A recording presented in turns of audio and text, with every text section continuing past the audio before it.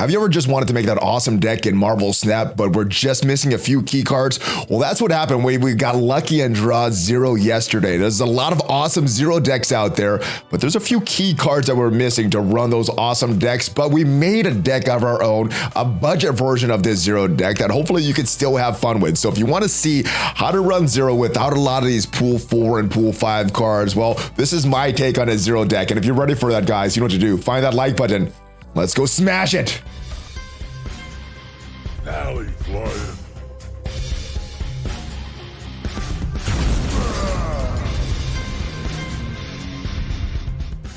Hello, Valley Maniacs. Welcome back to the Valley Snap channel. I am ValleyFlyin, and I hope you're having a great holiday week and having a great day. Like I said, we just pulled 0 in Marvel Snap, and we made a deck to kind of make use of that 0's abilities to 0 out the next card that you play. Now, if this is your first time here on the Valley Snap channel, hit that subscribe button for more great Marvel Snap content. At least 5 Marvel Snap videos per week on this channel. Usually there's a lot more. We talk about decks, some of my favorite decks, some gameplay, news, everything that you need to help your Marvel Snap experience. But let's get right into this deck right now. And there's a few key cards that I'm missing to make this deck really work. So let's talk about the key cards that make this deck even stronger. And the first key card that I'm missing for this deck is SHURI. SHURI is one of the top cards in the game. Very, very strong pool 5 card, and on reveal, doubling the power of the next card you play. Works very good with some other cards like Red Skull, where if you double this power, 30 power, and then you can double that again with Taskmaster. SHURI works very, very good, but we don't have her. We don't have her to double up a lot of the abilities. The other card that we don't have, which are in a lot of these popular 0 decks, is She-Hulk, which costs 1 less for each unspent energy last turn. And this is another strong card. Any card that you can reduce the cost by doing certain actions in the game are going to be very strong. She-Hulk is one of them. And if you look at this deck, we have a lot of high cost cards here, which means that we may not be using a lot of our energy, which means that She-Hulk might be a very, very cheap 10 powered card. So very, very strong. Let's talk about the cards that we do have. And the first card, obviously, that makes this deck work is 0. 0 on reveal is going to remove the abilities from the next card you play. There's a lot of great cards out there with a lot of great power that you may not want the abilities. So let's talk about some of them. The first one I want to talk about is Ebony Maw. Now, Ebony Maw, you can't play this after turn 3. But it's an ongoing card, which means that you can't play cards at that location after you play that Ebony Maw. So a great tempo card. It is countered by Killmonger, so you got to be careful of that. But 1 power and 7, or 1 cost with 7 power, very, very strong opening tempo play. Now, one card that is not necessary for this deck, a lot of the initial iterations of this deck did not have Luke Cage. Luke Cage was a card that we're lucky to draw. It's a pool 4 card, and what it does, ongoing ability that the card can't have that power reduced. So not just with cards like Typhoid Mary, but also your opponent's cards like Scorpion. Once they get reduced in your hands, as soon as you play them, Luke Cage is on the field. Well, they're going to have their power back. If you get a negative location that's going to reduce some of your card's power, Luke Cage will bring that back. So he does some really good stuff, but is not required for this deck. I think Venom actually works very well in this deck, and we were using Venom before Luke Cage, and I'm not sure which one I like better. Lizard is there because he has a very strong tempo, 2 cost, 5 power. It's an ongoing ability that you don't really want either. So if you need to use 0 on this card, it's not the worst thing, but it's not the best thing either. Maximus is another great tempo card, 3 cost, 7 power, but has that negative on reveal ability. Your opponent draws 2 cards, which can be very bad, but not the worst thing, having your opponent draw 2 cards, especially if you play these on one of the later turns here. Enchantress is another great tempo play, but it's also going to remove the ongoing abilities from all the cards at that location. So Destroyers, other ongoing cards with some really nasty ongoing abilities would be very bad, such as this card, Typhoid Mary, or this card, Red Skull. You can remove those abilities with Enchantress. So not just your opponents, but also your cards. Atuma is another great tempo play, but comes with a downside. If you have another card here at the end of the turn, it's going to be destroyed. So if you protect it with something like armor, or get rid rid of this ability with a card like Zero, then this is a very strong tempo play that you could use on turn 4. Typhoid Mary we talked about, it has that awesome tempo play, just like a Tuma, but that downside for Typhoid Mary is your other cards are gonna have -1 power. That is mitigated pretty well with Luke Cage, also mitigated pretty well with Zero if you play Zero before Typhoid Mary. Taskmaster is an important key to this deck. A lot of the cards you're playing have some strong power, some negative abilities. Taskmaster is not going to have those negative abilities. He's just going to have that power. 5 cost card, which means that you could play Taskmaster and another 1 card like a Sunspot or Zero on turn 6 if you haven't used Zero yet already. Dr. Octopus is a very good disruption card. If you play this early, and probably is better in a ramp deck with getting this card out early with the card like Electro or Psylocke. If you get this card out early, you could really, really disrupt your opponent's hand. Now, it could backfire on you. You could pull all their like Infinauts and cards like that and just get an automatic loss. But sometimes you're disrupting their plays. They want to play those certain cards on that last turn. You pull them out early and you screw up a lot of their combos sometimes. But this is a very high variant play. Very, very risky. But I find that if you do these on some of these early turns, it really disrupts your opponents. And the big key to this deck here, I think, is Red Skull. Red Skull's an awesome card in this deck, has a lot of power, comes from the downside of enemy card at this location, has +2 power. You could mitigate that with that Zero card, but you could also mitigate that by playing this in a lane that your opponent doesn't have a lot of cards. So the enemy cards, they will get that +2 power, but if there's not a lot of cards at the location, they're not getting a lot of extra power. Now, this Venom card I did have in there for a while, and this is great for cards like Typhoid Mary or Red Skull, because if you play these cards early, you'll have that power there, but you get rid of this card here, which means you're getting rid of that ongoing ability, but keeping the power. Venom is keeping the power. So I really like Venom in this deck. Like I said, we did switch him out for Luke Cage. I don't think either of them are necessary for this deck. One or the other would work pretty good though. Another card with some not a great ongoing ability is Red Skull. So if you play Red Skull and then next turn you play Venom, well, he's going to keep that 15 power in that Venom card's hand, but you're going to get rid of that negative ongoing ability from Red Skull. So that is this is a great card for mitigating some of these negative effects that you might not want in your hand. Same thing with Lizard. A great play is a card like a Tuma on turn 4, and then following that up with Lizard and with Venom on turn 5. So those are great cards as well. You don't get this ongoing ability from Lizard, you're keeping all that power from Venom as well. Leech is another card that works pretty well in this deck because Leech works in a lot of decks now with removing the abilities from all cards in your opponent's hand. That could be debilitating if they're running like a Sarah deck or something with a Silver Surfer or something like that. It wouldn't do anything if they're running a Patriot deck and they already have their Patriot, or if they are running a Destroyer deck, does nothing. But this card works in a lot of decks, and if you want to slot this in for one of these other cards, Black Widow's another great card for this deck. It's an early turn play, and if you notice, this deck has a lot of late turn plays, and if you use this card, you'll put this Widow's Bite into their hands, making sure that they can't draw a card on the next turn, and kind of gives you some of that advantage back that you're giving them by playing a deck with such a high cost. So Black Widow helps you to keep that tempo in your hand. Giganto is another card that you may want to remove the abilities. Initially, you could only play this card at the left location. Well, if you remove this ability with Zero, well, you could play this 6/14 cost card at any location. So that's a strong power play that you could use at any location. And another card that you may want to remove the abilities for a very strong turn 6 play is Destroyer. So if you play Zero, he's not going to do this on reveal ability, destroying all your cards. It's going to be a very strong 6/15 play. So those are some of the cards that you could slot into this deck. Like I said, this is the deck I'm using, but there's some cards that I'm still changing out, like that Luke Cage card, like that Ebony Maw card, like that Atuma card, just switching out some of these cards for other cards that work very well. Those are some options for you, and let's check out some gameplay of how this deck works. All right, we have a Maximus, we have a Taskmaster, and Enchantress all showing. Space Throne is the location on the far left. Not a great location for us. Not a great location overall. They go with Sunspot on turn 1. We have Maximus, Taskmaster, Enchantress, and Typhoid Mary all showing up. We don't have our Zero. We do have a Red Skull, though. Nothing that we can play on turn 2, so we're going to have to skip another turn here. They have their Iceman. That hits our Typhoid Mary, gives our Sunspot an additional power. All right, so we can go with Maximus. at this location to try to equal their power at that middle location. It's going to ruin the Los Diablos base. Is going to ruin a random location. What is going to ruin after turn 3? Is it going to ruin that Hellfire Club or that Lost Space Drone? It ruins the Lost Space Drone, which is actually great for us. We'll put that 15 power here. We'll get that big 15 power play from Red Skull. We could follow it up with a Taskmaster play.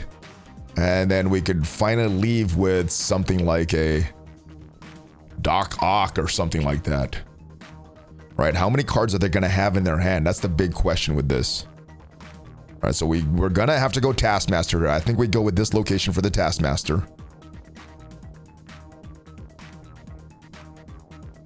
And let's see how they finish up. Maybe a Doc Ock would win. I think a Doc Ock would win. We Doc Ock the left location, getting more cards out of their hand, reducing the power of their Devil Dinosaur, and hopefully that 15 power from that Red Skull is enough for to win that middle location. All right, so they Jubilee. We're going to get another card, unfortunately.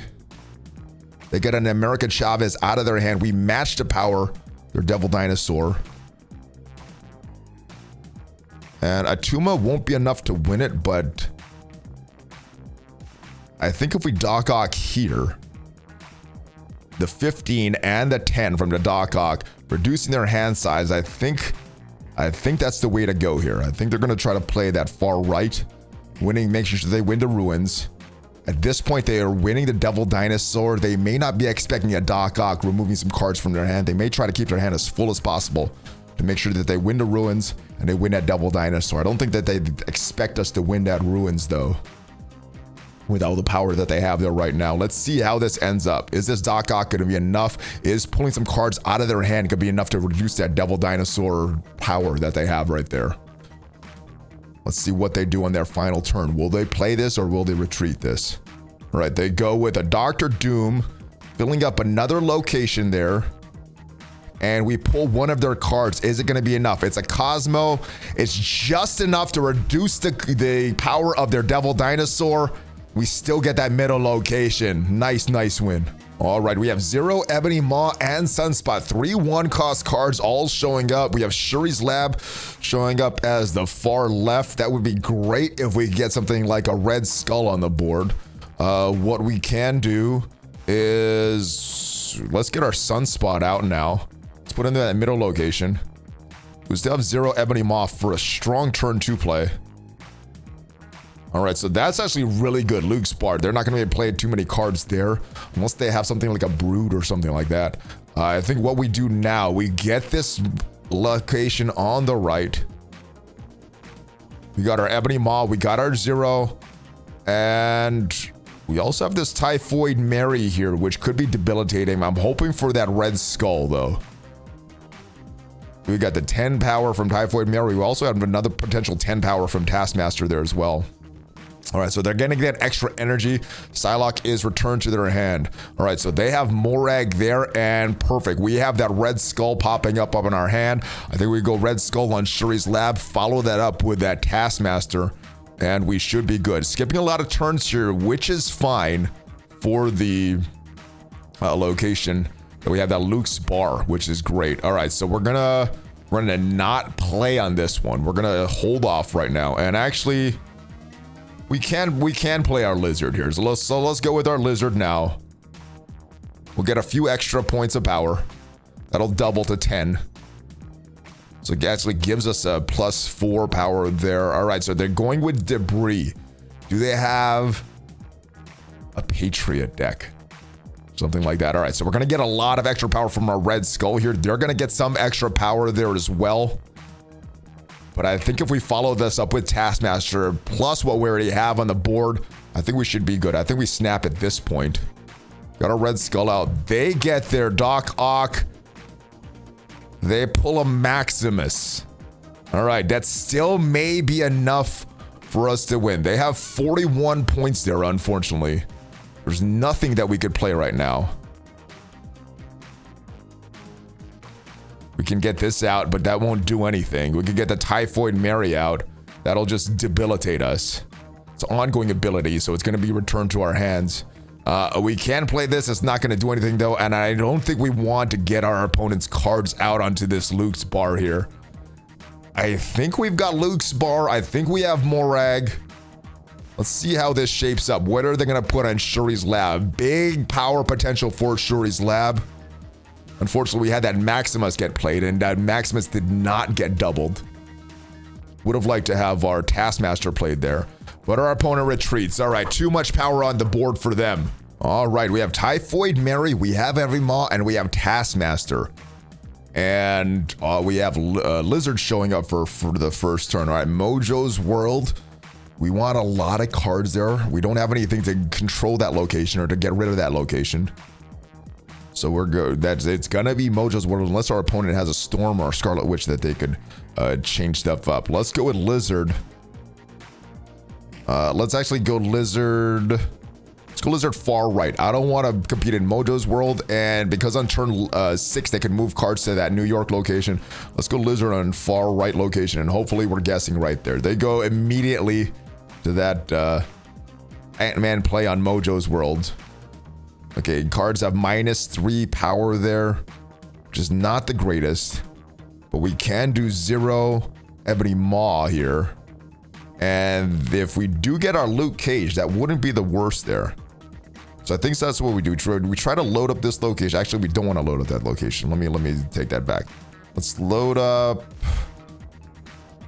Let's just go Maximus here. Let's give that, like, have some power. The opponent will get some cards there. They'll get 2 cards.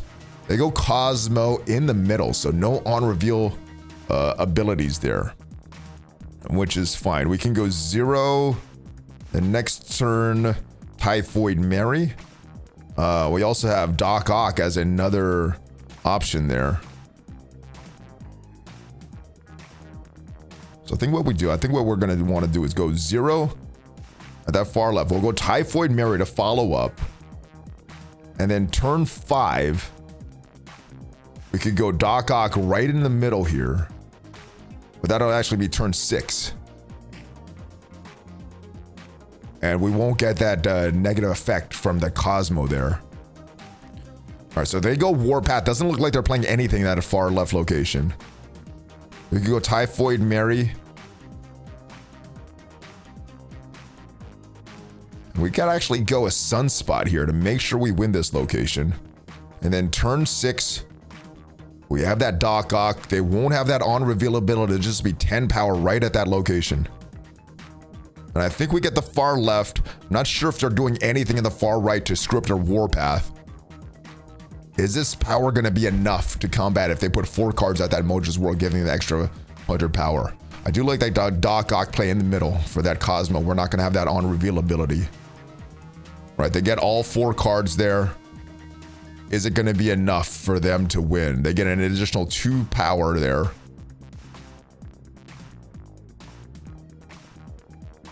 All right, and what do we do at this point? Do we... Well, that won't remove it from Cosmo. I think what we do... We just go straight to Cosmo. We go straight to Lizard as well. Let's do this. We got this location.